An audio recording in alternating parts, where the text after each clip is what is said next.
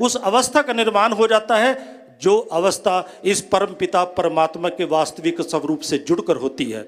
और यहीं से सदगुरु बाबा हरदेव सिंह जी ने महाराज ने ये इशारा किया कि सासंग जी, परमात्मा की अनुभूति के बिना इंसान बनना असंभव। इसलिए शास्त्रों में भी इसका जिक्र किया गया। इंसान जिस्मानी रूप से तो इंसान होता है, लेकिन सासंग जी इंसानियत के ना होने से, इंसान होने के साथ साथ होने के बावजूद भी ये सासंग जी इंसानी गुणों से वांझा रह जाता है। और आज सासंग जी पेहेवा की सासंग इस नगरी में, इस धरा पर सतगुरु के सानिध्य में जब हमें ब्रह्म ज्ञान प्राप्त हुआ है और ब्रह्म ज्ञान के साथ जुड़े रहने की सासंग जी भक्ति की विधि भी हमें प्राप्त होती है। और ये दोनों सासंग संसार में जब जब भी गुरु पैगंबरों का आगमन हुआ, इंसान को ये दोनों चीज़ें प्राप्त हुई।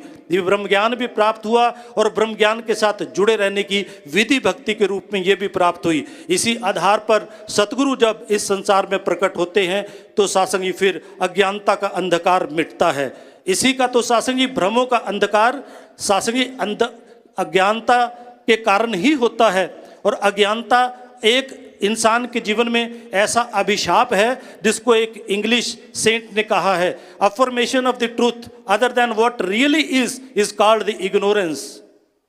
अगर परमात्मा को जाने बिना ही किसी और चीज को सत्य मान लिया जाता है तो इंसान के जीवन में ये अज्ञानता होती है।